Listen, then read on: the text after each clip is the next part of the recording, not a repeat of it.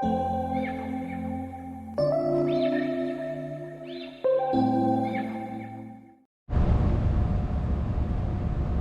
Assalamualaikum.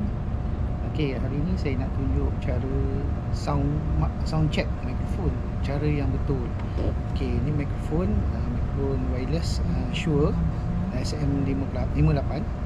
Okey, cara yang betul untuk test mikrofon seperti begini. Sound check 1 2 C. Sound check 1 2 C. Okey, kenapa kita kena check macam tu?